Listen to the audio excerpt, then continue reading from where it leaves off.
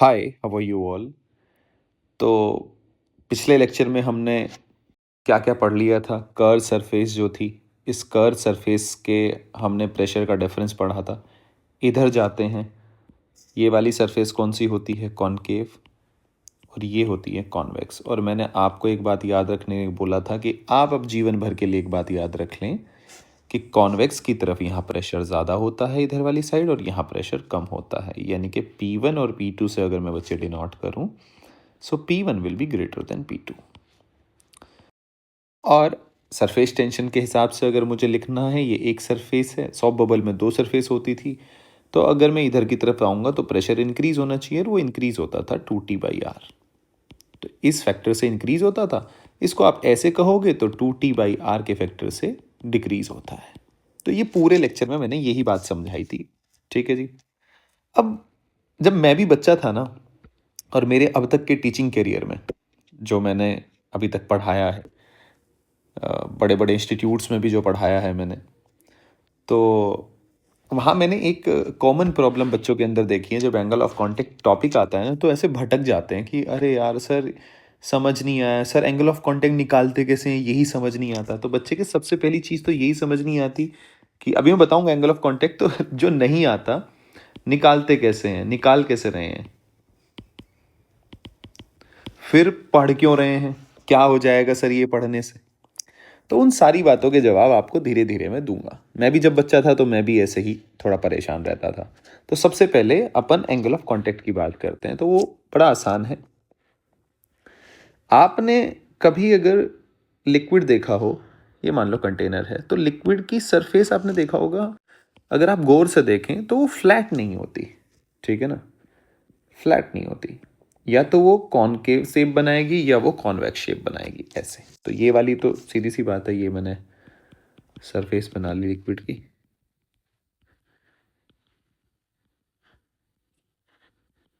अब यहीं से गेम शुरू हो जाता है। ये वाली जो ये सरफेस है, इसको क्या बोला अपन ने? Concave surface.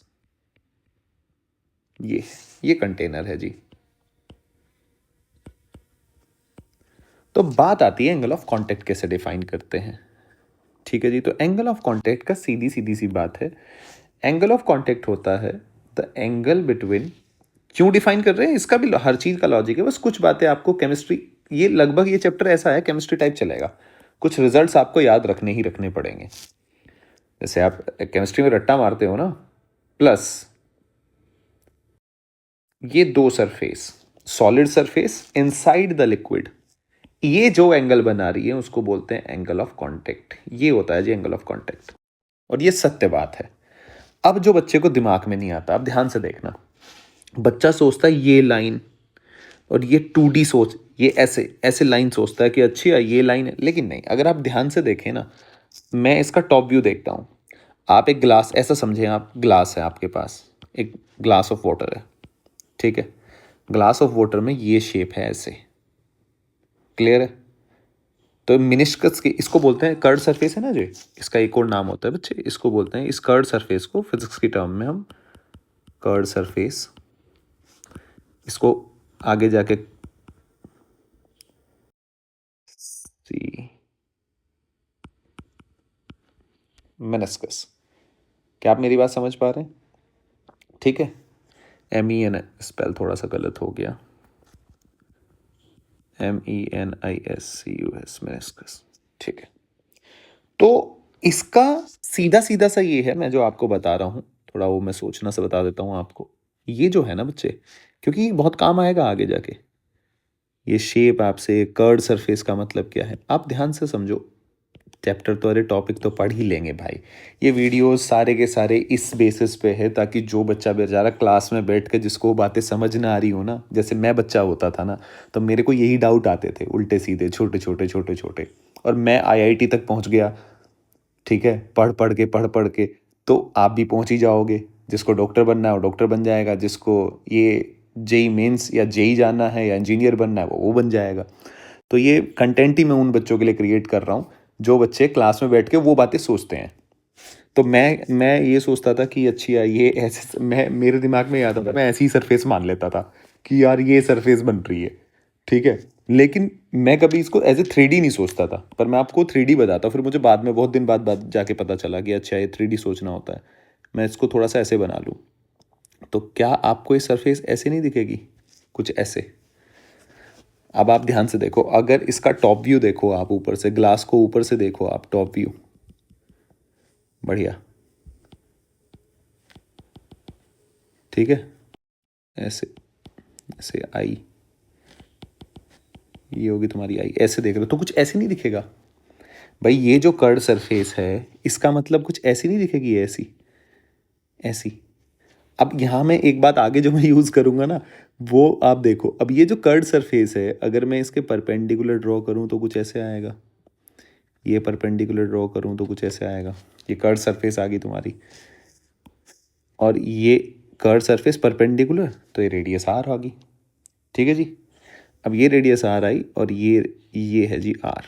तो ये डायग्राम मैं बाद में जाके यूज़ करूँगा, पर ठीक है अब मैं यहीं बना रहा हूँ तो थोड़ा सा तुम्हें पता चले। कैपिलरी पढ़ेंगे ना आगे जाके, तो कैपिलरी में ये डायग्राम, ये वाला डायग्राम बनाऊंगा मैं, क्योंकि भाई ये सरफेस है तो परपेंडिकुलर ड्रॉ करते हो तो जो जहाँ परपेंडिकुलर कट करेंगे वही तो रेडियस आती है ना।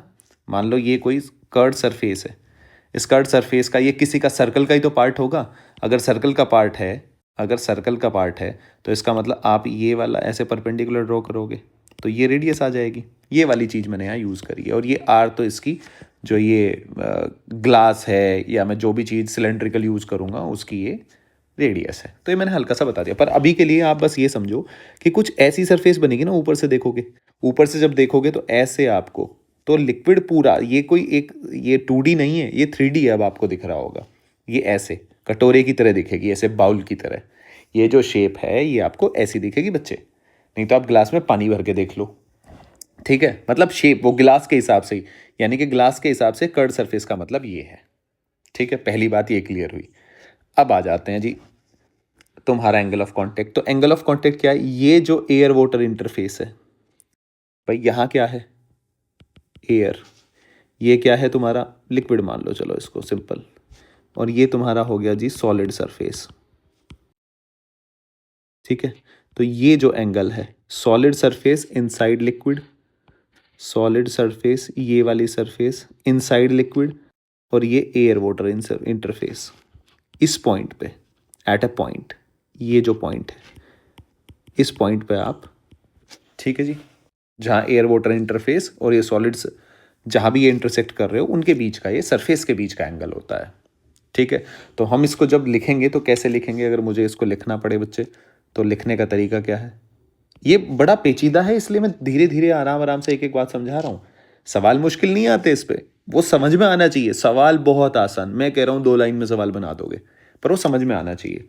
तो यानी कि है क्या कि एट ए पॉइंट अगर मुझे निकालना हो, एट ए पॉइंट बच्चे, ये हो गया तुम्हारा एंगल ऑफ कांटेक्ट, डिफाइन कर रहा हूँ थीटा सी एट ए पॉइंट। ये किस किस के बीच में एंगल है, एंगल बिटवीन, एंगल बिटवीन, अभी जो आपने बताया तो आप तुरंत कहोगे सर हम बोलते हैं air water interface, air water interface, और दूसरा sir solid surface inside liquid. बच्चा कह रहा है कि ठीक है सर, मैंने आपकी बिल्कुल बात मानी, आपने मुझे एक चीज़ सिखाई कि एंगल ऑफ कांटेक्ट होता क्या है, उसको निकालने के मतलब होता क्या है ये तो नहीं बताया अभी। सर एंगल ऑफ कांटेक्ट किसे कहते हैं, किन दो सरफेस के बीच का एंगल। तो मैंने आपकी बात मान ली सर, आपकी बात पत्थर की लकीर मैंने मान ली, पर क्यों बता रहे हो, क्यों बता रहे हो, क्या क्यों क्या कर लोगे सर ये बता के। अब मैं बताऊं, एंगल ऑफ कांटेक्ट बताता क्या है, पढ़ क्यों रहे हैं हम, एक ऐसी चीज निकालना चाहते हैं, एक ऐसी चीज निकालना चाहते हैं जिससे हमें बहुत सारी इंफॉर्मेशन पता चल जाए। क्या पता चल जाए, बहुत सारी इंफॉर्मेशन। अगर आप ध्यान से देखो, अगर आप ध्यान से देखो तो ये वाली डायरेक्शन ही किसकी होगी, टेंशन की होगी, नहीं होगी भाई। ये अलोंग द इंटरफेस होती है ना टेंशन, तो ऊपर ये टेंशन कितना फोर्स लगा रही होगी, तो ये एंगल पता होना चाहिए। तो ये एंगल कहाँ से आएगा, यही तो है एंगल, थीटा सी। तो कई चीज़ों में हम इसका इस्तेमाल करेंगे, लेकिन सबसे इंपॉर्टेंट बात उस बात का जवाब कि इससे पता क्या चल जाएगा, इससे पता क्या चलेगा, उसके बारे में हम बात करते हैं। तो हम फिर से लिखते हैं एंगल ऑफ कांटेक्ट। आप कैसी चीज पढ़ना पसंद करेंगे, कैसी चीज आप जानना पसंद करेंगे, जो चार बातें अलग अलग याद रखनी पड़े, या एक बात बोल दो और सारे काम हो जाए। जैसे कहते हैं ना कि अबे इतनी देर से तू जो बोल रहा है मेरे को पता नहीं चल रहा, मैं तेरे को बस जो बोल रहा हूँ वो सुन ले, और 2 लाइन में मैं बस बता रहा हूँ, तेरी 1 घंटे की बकवास खत्म हो जाएगी। तो ऐसी चीज ज्यादा बढ़िया है। तो वही है एंगल ऑफ कांटेक्ट, जो आपकी बहुत सारी परेशानियों का हल है। आप एक बार बोल दो तो वो समझ में आ जाना चाहिए, पढ़ा लिखा बंदा समझ लेगा कि ये कहना क्या चाह रहा है। जैसे कि एंगल ऑफ कांटेक्ट अब करता क्या है? एंगल ऑफ कांटेक्ट देता है इंफॉर्मेशन। अगर आप एंगल ऑफ कांटेक्ट के बारे में बता देंगे, क्या देगा ये? इंफॉर्मेशन। कैसी इंफॉर्मेशन भैया? कैसी इंफॉर्मेशन? दो इंफॉर्मेशन तो बड़े स्ट्रांगली बताता है ये, about cohesive and adhesive force. इनके बारे में बताने की मुझे ज़रूरत नहीं होनी चाहिए। कोहेसिव मतलब किसके बीच में? मॉलिक्यूल के बीच में। और एडहेसिव मतलब किसके बीच में? किसके बीच में?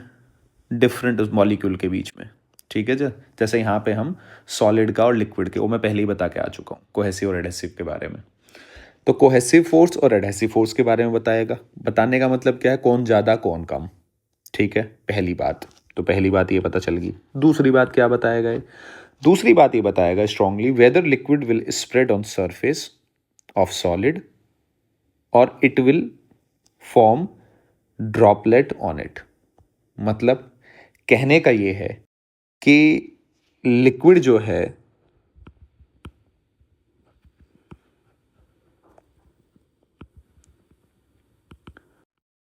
वेदर लिक्विड, इसको इन छोटी सी सीधी भाषा में कह देते हैं, whether liquid will wet the surface और नॉट। ठीक है, जो भी लिक्विड है वो तुम्हारा सरफेस को वेट करेगा, नहीं करेगा। ठीक है ना? फिर शेप कैसी होगी, कैसी नहीं होगी, वो सारी बातें ये बताएगा। अब इसके लिए, वो बातें जानने के लिए, वो बातें हमें याद होनी चाहिए। और तुरंत आप लास्ट में जाके, अभी 15 मिनट के बाद, अगर मैं आपको बोलूंगा कि एंगल ऑफ कांटेक्ट इतना है तो बताओ क्या इंफॉर्मेशन मिली, आप तुरंत तोते की तरह बोलना शुरू कर दोगे। जैसे कि आ जाओ जी, यहाँ पे आप क्या पढ़ाने वाले हो सर? 3 बातें पहले अब आप ध्यान रखो। पहली बात बच्चे क्या है? अगर if surface of meniscus if surface of meniscus is, क्या जी? पहले कॉनकेव के बारे में बात करते हैं। कॉनकेव, अगर तुम्हारी शेप कॉनकेव है तो कॉनकेव होने का मतलब क्या है? अगर तुम्हारी सरफेस मेनिस्कस की ऐसी है, ये है बच्चे। ठीक है जी। तो यहां से जो आप देख पा रहे हो, एंगल ऑफ कांटेक्ट कितना रहेगा? Theta C. क्या बनेगा जी? Theta C will be less than 90 degree, यानी कि इसको बोलते हैं हम एक्यूट। यानी कि अगर एंगल ऑफ कांटेक्ट एक्यूट है तो ये पता चल गया, सरफेस ऐसी है, तो सरफेस से मुझे एंगल ऑफ कांटेक्ट के बारे में इंफॉर्मेशन मिली। अब यहाँ से पता क्या चल रहा है? अगर ये रिजल्ट हैं जो आपको याद रखने हैं, फिर आपका टॉपिक सारा आसान है। ये केमिस्ट्री की तरह है, जैसे रट्टा मारते हो ना आप केमिस्ट्री, और वो ये मॉलिक्यूल मॉलिक्यूल का इंटरेक्शन है, तो ठीक है, वो तो एक्सपेरिमेंटल है सारा। तो होता क्या है, अगर ऐसी सरफेस है तो इसके कुछ रिजल्ट्स हैं। पहला रिजल्ट, लिक्विड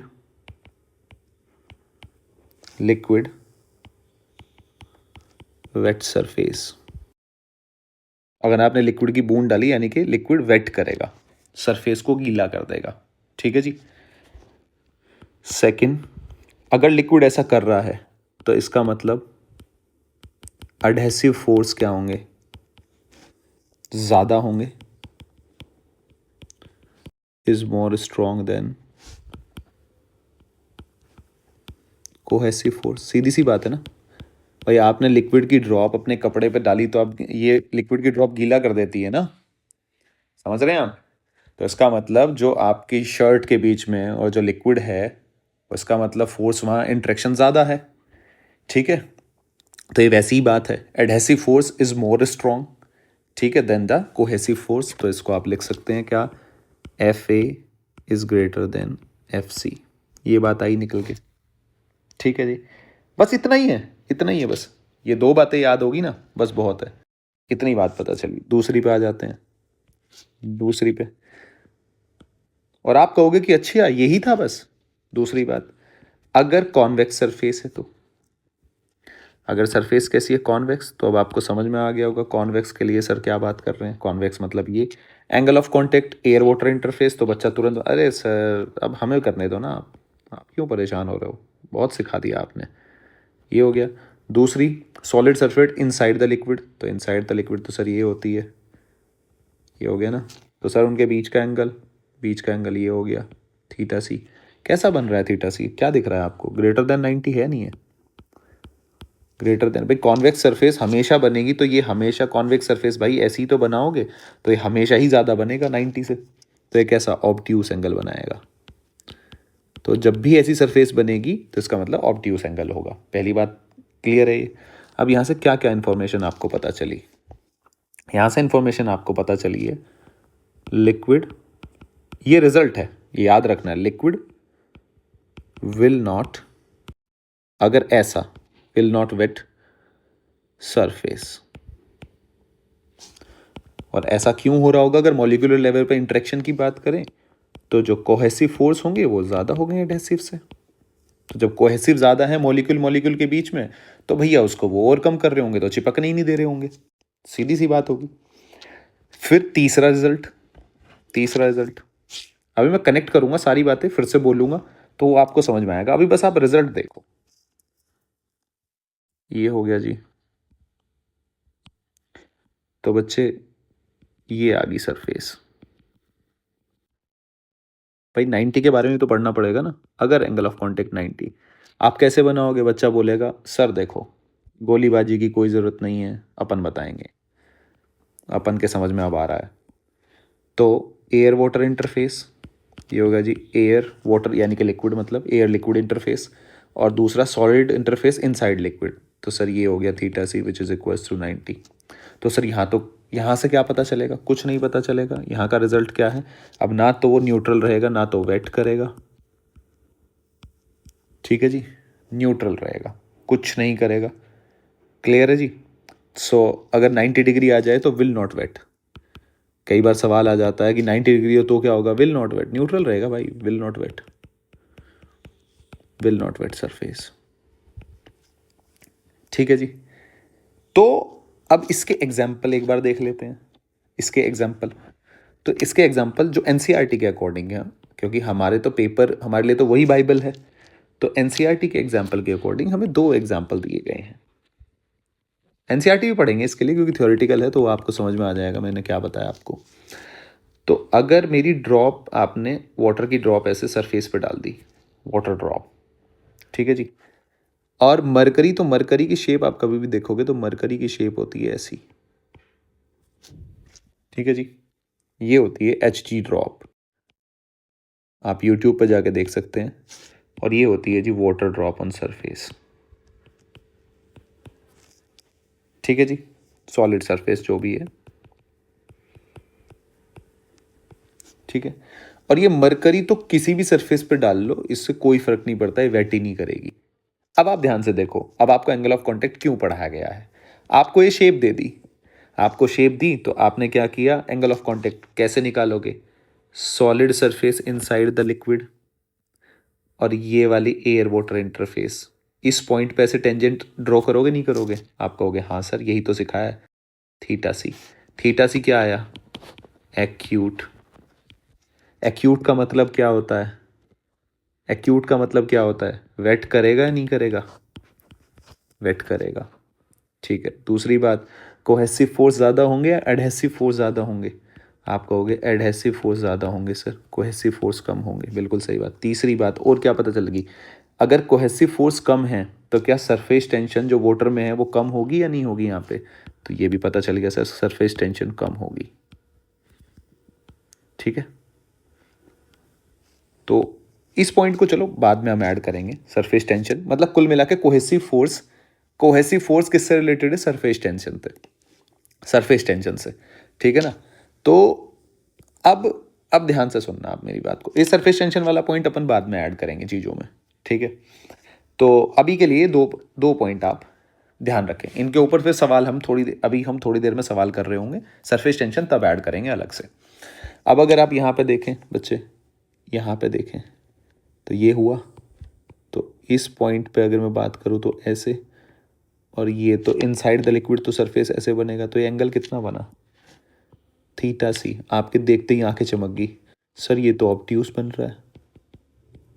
ऑब्ट्यूस बन रहा है सर, तो ये तो वेट नहीं करेगा। सर और क्या पता चल गया? वेट नहीं करेगा। एक बात तो ये पता चल गई सर। फिर सर ये एडहेसिव फोर्स, इसका मतलब सर वेट नहीं करेगा तो एडहेसिव फोर्स कम होंगे, कोहेसिव फोर्सेस ज़्यादा होंगे।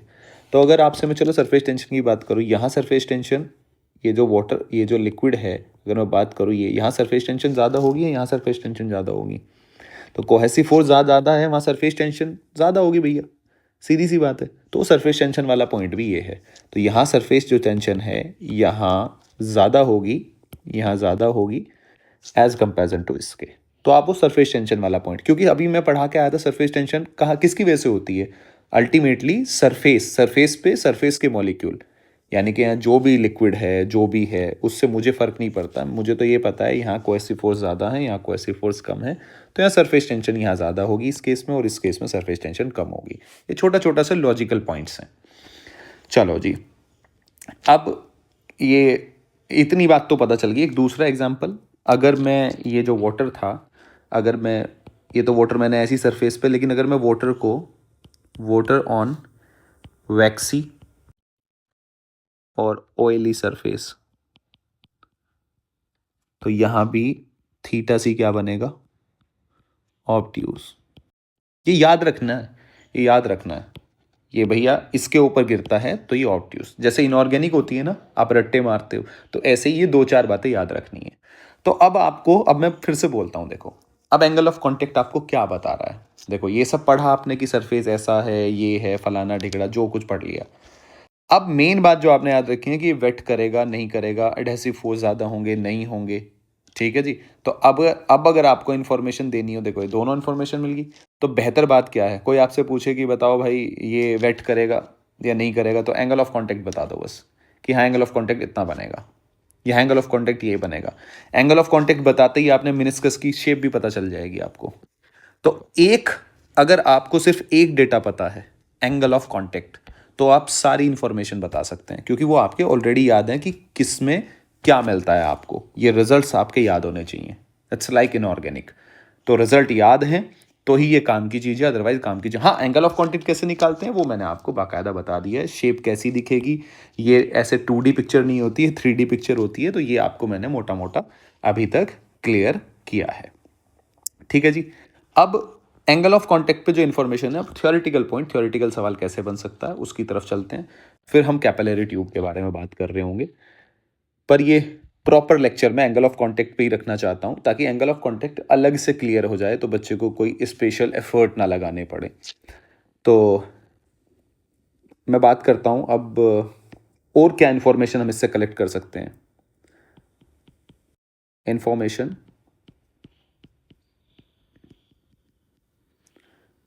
which we can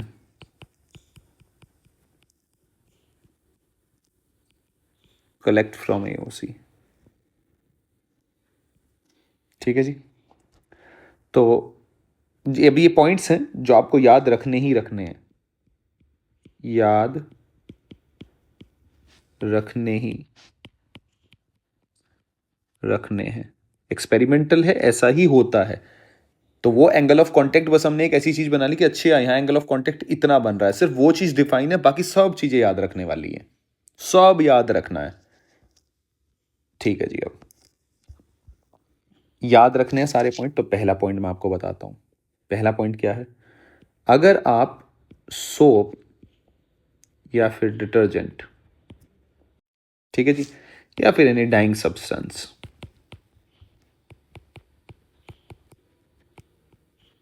ठीक है जी, अगर आप इनको बोलते हैं हम आर वेटिंग एजेंट। पहले तो ये जान लो ये है क्या वेटिंग एजेंट, क्यों बोलते हैं? जब भी आप इनको ऐड करोगे, व्हेन दे आर एट, तो ये जो रिजल्ट देंगे ना आपको, रिजल्ट क्या देंगे? एंगल ऑफ कांटेक्ट एओसी तुम्हारा डिक्रीज करेगा, क्योंकि एओसी अब देखो, अब मैं कैसे कैसे बात कर रहा हूं छोटी छोटी सी टर्म में, अब आप खुद समझ रहे होंगे। अच्छा, एंगल ऑफ कांटेक्ट डिक्रीज हो गया तो वेटिंग वाले कंडीशन में चला गया, यानी कि एओसी, पहले तुम्हारा एओसी क्या था? मान लो कि तुम्हारा जो वाटर था वो तुम्हारा वैक्सी सरफेस पे था, ठीक है, वैक्सी सरफेस थी, आपने डिटर्जेंट या फिर सोप उसमें ऐड किया, अब वो वैक्सी सरफेस पे आपने डाला, तो डिटर्जेंट ऐड करने से क्या हुआ? पहले जो एंगल क्या बन रहा था वैक्सी सरफेस के ऊपर, ऑब्ट्यूस बन रहा था, वो एंगल घट के क्या आ गया? एक्यूट की तरफ आ गया, तो वेटिंग वाले उसमें चला गया कंडीशन में। रीजन अगर मैं बोल दूं ऐसे, दो रीजन करके डिफाइन कर दूं आपके दिमाग में, तो ऐसे हो गया नहीं हो गया? तो पॉइंट बन रहा है ना, बिल्कुल एकदम एकदम ब्रिज बन रहा है, अगर आप ध्यान से देख रहे हो तो। सेकंड चीज, आपने बहुत पढ़ा होगा वाटर प्रूफिंग, वाटर प्रूफिंग करा लो, वाटर प्रूफिंग करा लो। तो जो वाटर प्रूफिंग एजेंट होते हैं, अब आप समझ पा रहे होंगे, जो वाटर प्रूफिंग एजेंट है, वाटर प्रूफिंग जो एजेंट है वो करते क्या है? एओसी को क्या करेंगे? इंक्रीज करेंगे। अरे सीधी सी बात है ना भाई, समझ गए ना? वाटर प्रूफिंग एजेंट यानी कि वेट ना हो, वेट ना हो, वेट ना हो, वेट ना हो, तो ऑब्ट्यूस एंगल बनाएंगे। क्या आप मेरी बात समझ पा रहे हैं? तो अब एक एंगल ऑफ कांटेक्ट बताने से आपने सब कुछ बता दिया। ये दो पॉइंट स्पेशल एक्स्ट्रा आपको याद रखने हैं, जो कि एनसीईआरटी के पॉइंट्स हैं। अब जैसे इस पे सवाल कैसे, मान लो सवाल आ गया, तो सवाल कैसे पूछा जाएगा? क्या पूछ सकता है वो आपसे? अगर मैं एक सवाल फॉर्म करूं इसके ऊपर मेरे हिसाब से, तो सवाल ऐसे होगा, मान लो कि वाटर है, water does not wet a waxed surface, ठीक है, वाटर वैक्स सरफेस को अभी मैंने पढ़ाया वेट नहीं करता, ये देखो कहाँ एग्जाम्पल नहीं आया। हाँ, वाटर ऑन वैक्सी सरफेस और ऑयल सरफेस ऑब्ट्यूस एंगल बनाएगा तो वेट नहीं करेगा, ठीक है। आगे आ जाओ जी, वैक्स सरफेस हो गया, आपने क्या कर दिया? स्मॉल अमाउंट ऑफ डिटर्जेंट, क्यों कैसे क्या हो रहा है वो भूल जाओ, रिजल्ट याद रखो। कैसे हो रहा है तो सीधी सी बात है भाई, वो मॉलिक्यूलर फोर्स घट रहे होंगे वगैरह वगैरह, तब भी तो याद ही रखनी है बात। केमिस्ट्री में भी तो यही करते हो कि ये इसमें डालोगे तो ये तुम्हारा बॉन्ड टूटेगा, ये वो होगा, हर चीज इसमें ये डाल दिया तो ये निकलेगा, तो याद ही तो करते हो वो चीज। क्यों निकल रहा है? वो तो निकल रहा है भाई, ऑफ डिटर्जेंट, ठीक है जी। Is added to water, to water, it start it start wetting the wax surface, ठीक है जी। दिस इज बिकॉज डिटर्जेंट, अब चार ऑप्शन है आपके पास, पहला बी सी डी। पहला option, increase the surface tension of water. दूसरा, डिक्रीज द सरफेस टेंशन। तीसरा, increase the angle of contact. उसके बाद does not affect intermolecular force.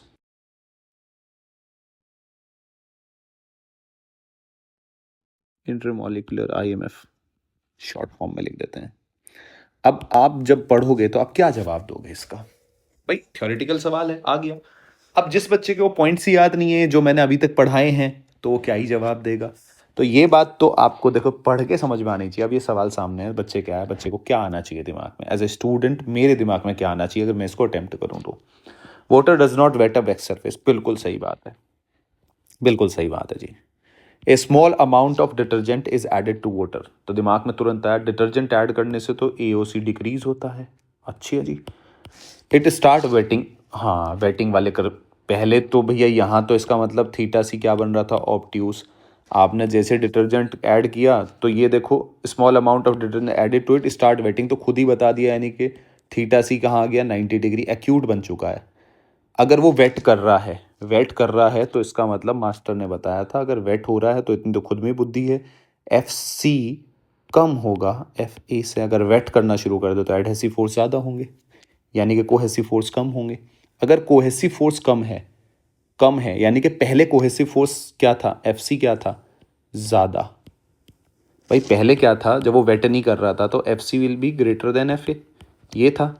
ये कब था, जब थीटा सी ऑब्ट्यूस था। अब ये इन्फॉर्मेशन, ये चीज़ आपको याद है, अब आप सारा क्वेश्चन खुद बना लोगे। देखो अब दिमाग में क्या आ रहा है कि अच्छा ज़्यादा था पहले, फिर कम हो गया।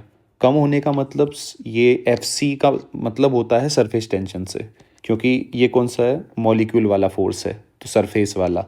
तो कोहेसिव फोर्स से क्या आता है, सरफेस टेंशन। तो इसका मतलब सरफेस टेंशन क्या होगी, अगर ये डिक्रीज़ हुआ है, अगर ये क्या हुआ है, एफ सी डिक्रीज़ हुआ है, तो उसका मतलब है सरफेस टेंशन का डिक्रीज़ होना। अगर सरफेस टेंशन का तो ये देखो increase the surface tension of water, बच्चा कहेगा नहीं ये तो गलत बात है, ये सही। इंक्रीज द एंगल, नहीं नहीं भाई डिक्रीज़ करेगा क्योंकि भीगना है उसको, तो यही तो एंगल ऑफ कॉन्टैक्ट बताता है, ये 90 डिग्री। तो वो आपको याद है कि ऑब्ट्यूस एक्यूट है तो उसका मतलब क्या है, तो डज नॉट इफेक्ट, ये भी गलत बात है। इफेक्ट तो करेगा ना भाई, तभी तो सरफेस टेंशन घट रही होगी। तो इस तरीके से सवालों के जवाब लॉजिकल रीजनिंग के साथ दिए जाते हैं। अब मैं आपको एनसीईआरटी की तरफ लेके जाता हूँ और तब आपको और अब मजबूत, आपकी हर चीज़ मजबूत हो जाएगी एंगल ऑफ कॉन्टैक्ट से रिलेटेड। देखो जी, एंगल ऑफ कॉन्टैक्ट क्या है, the angle between the tangent to the liquid surface at the point of contact, जहाँ पॉइंट ऑफ कॉन्टैक्ट हो रहा है, जहाँ पॉइंट ऑफ कॉन्टैक्ट हो रहा है, and the solid surface inside the liquid is termed as angle of contact. अगर आप ध्यान से देखो, ध्यान से देखो, तो मैंने आपको यही बताया है।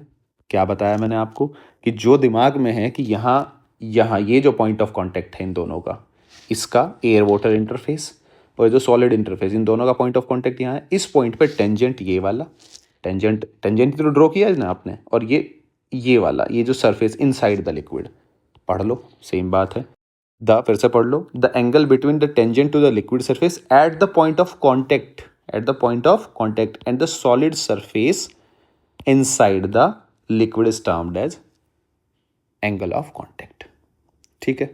अब ये इसने थोड़ा सा भारी भरकम उसमें आपको बता रखा है, पर मैं छोटे छोटे उसमें बता देता हूँ। The value of theta determines whether the liquid will spread on the surface of a solid और it will form droplets on it. मतलब कहने का मतलब क्या है, यानी कि ये ऐसे ड्रॉपलेट फॉर्म करेगा, ठीक है, या फिर ये ऐसे फैल जाएगा। फैल जाने का मतलब वेट करेगा या फिर नॉट वेट करेगा।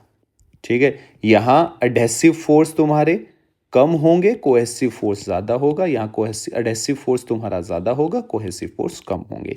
ये इन्फॉर्मेशन एंगल ऑफ कांटेक्ट बताएगा। तो सिर्फ एक एंगल ऑफ कांटेक्ट अगर बता दिया तो मुझे सब पता चल गया, लिक्विड फैलेगा नहीं फैलेगा क्या होगा।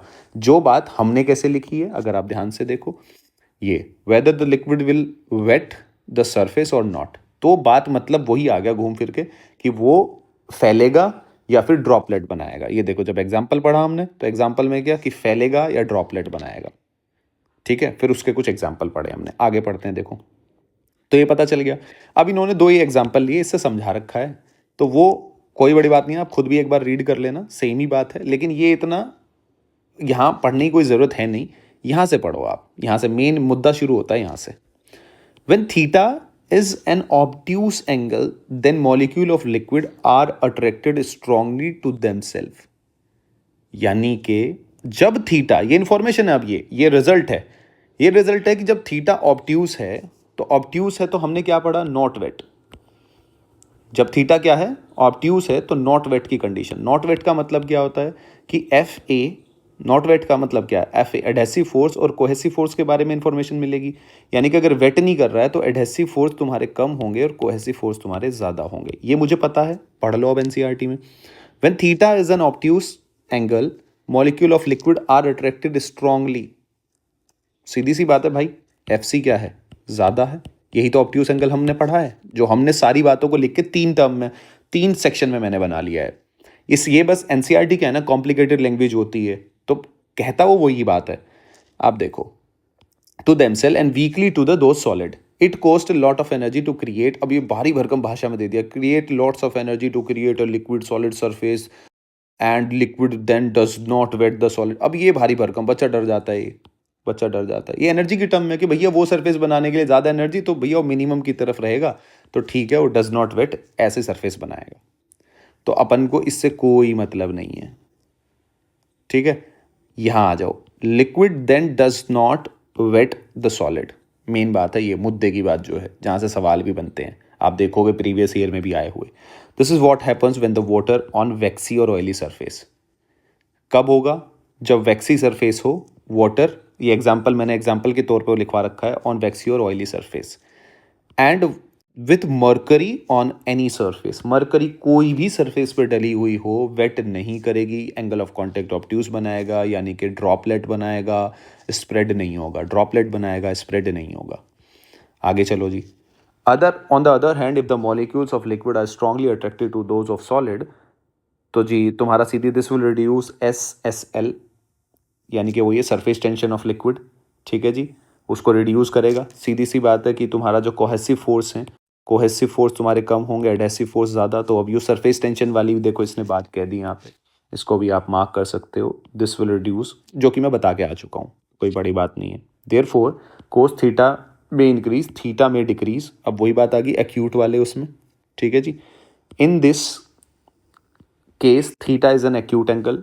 This is what happens for the water on the glass or on plastic, for kerosene oil, on virtually anything, it just spread, ठीक है जी। तो ये वही आ गया, थीटा एक्यूट बनेगा, तो वो मैं सारी बातें एग्जाम्पल आपको ये सारी बात लिखवा चुका हूँ, बस मुझे एक बार आपको पढ़ाना था कि ऐसे ऐसे ये याद रखने वाला बात है। ये जो बताया ना मैंने एंगल ऑफ कॉन्टैक्ट, ये इन्फॉर्मेशन देता है, तो एंगल ऑफ कॉन्टैक्ट बोलते ही अब हमें पता चल जाना चाहिए कि क्या कह रहा है ये, वेट करेगा नहीं करेगा, कोहेसिव फोर्स ज़्यादा होंगे, एडहेसिव फोर्स ज़्यादा होंगे, क्या हो रहा है। कोहेसिव फोर्स अगर घट रहे हैं तो सरफेस टेंशन घट रही होगी, कोहेसिव फोर्स बढ़ रहे हैं तो सरफेस टेंशन बढ़ रही होगी। सिमिलरली ये 2 point, soap, detergent, dyeing substance are wetting agent, ठीक है, when they are added the angle of contact becomes small, so that these में penetrate well and becomes effective.